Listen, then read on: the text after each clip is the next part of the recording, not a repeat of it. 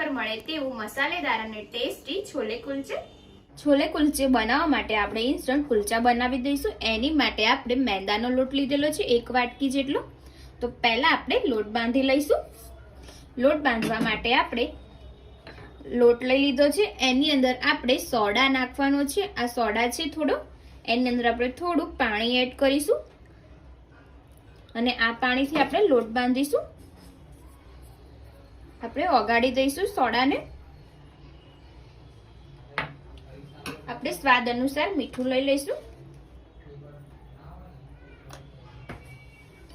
થોડું આપણે તેલ એડ કરી દઈશું. હવે આપણે થોડું થોડું પાણી નાખીને લોટ બાંધી લઈશું.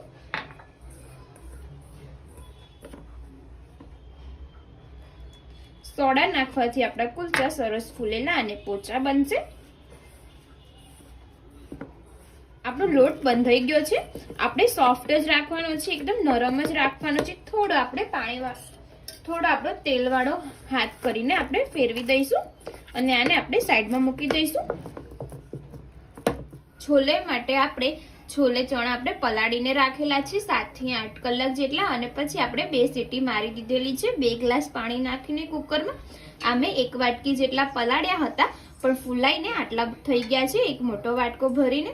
તો ચાલો આપણે છોલે બનાવીએ. હવે છોલે બનાવવા માટે આપણે કડાઈમાં તેલ ગરમ થવા મૂકેલું છે. આપણે 3 પરી જેટલું તેલ લીધેલું છે. એની અંદર આપણે 1 તમાલપત્ર નાખીશું. સાથે આપણે ડુંગળી એડ કરી દઈશું. અમે 1 ઝીણી સમારેલી ડુંગળી લીધેલી છે. સાથે આપણે ટામેટા પણ એડ કરી દઈશું. આ પણ મેં 1 ટામેટું સમારીને લીધેલું છે.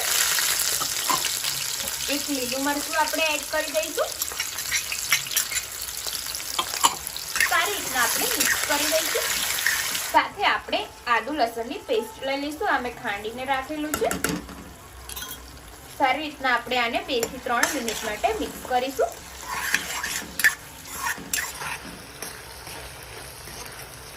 હવે આપણે છોલે બનાવવા માટે મસાલા એડ કરી દઈશું. અંદર 1 ચમચી આપણે કાશ્મીરી મરચું એડ કરીશું. અડધી ચમચી આપણે હળદર એડ કરી દઈશું. 1 મોટી ચમચી ધાણા જીરું એડ કરી દઈશું અને થોડું આપણે તીખું મરચું એડ કરીશું, અડધી ચમચી જેટલું. સ્વાદ અનુસાર આપણે મીઠું લઈ લઈશું. જો તમે ચણા બાફતી વખતે નાખ્યું હોય તો આપણે બહુ નથી નાખવાની જરૂર. આને આપણે મસાલાને સરસ રીતે સાતળી લઈશું 2 મિનિટ માટે. થોડું આપણે પાણી નાખીશું જેથી એકદમ મસાલો આપણો શેકાઈ જાય સારી રીતના.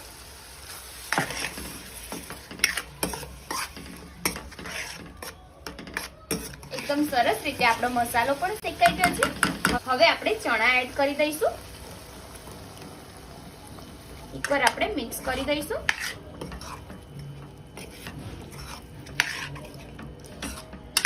હવે આપણે એની અંદર સારો ટેસ્ટ આવે એના માટે મસાલો એડ કરી દઈશું છોલે ચણાનો. એને પણ સારી રીતના આપણે મિક્સ કરી દઈશું. હવે આપણે થોડા ચમચાથી આપણે ચણાને દબાવી દઈશું અને થોડો ભૂક્કા કરી નાખશું ચણાનો. એડજસ્ટ કરીને પાણી એડ કરી શકો છો.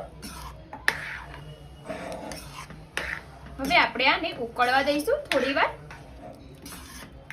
એકદમ થોડી વાર પછી એકદમ પરફેક્ટ રસો થઈ ગયો છે અને આપણે છોલે એકદમ સરસ રેડી થઈ ગયા છે. હવે આપણે ગેસ બંધ કરી દઈશું અને ઉપરથી આપણે અડધી ચમચી જેટલી ખાંડ એડ કરીશું. આનાથી થોડો સરસ ટેસ્ટ આવશે.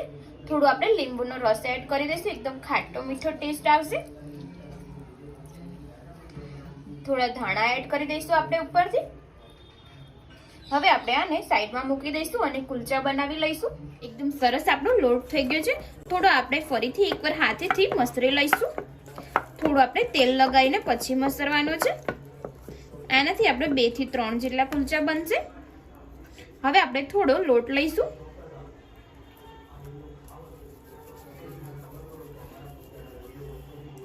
આ રીતના આપણે વાળી લઈશું. આ રીતના આપણે લોટ લઈ લઈશું. થોડી આપણે કોથમીર ઉપર ભભરાવીશું. તમે કાળા તલ પણ નાખી શકો છો ઉપર. અને આપણે આને વણી લઈશું.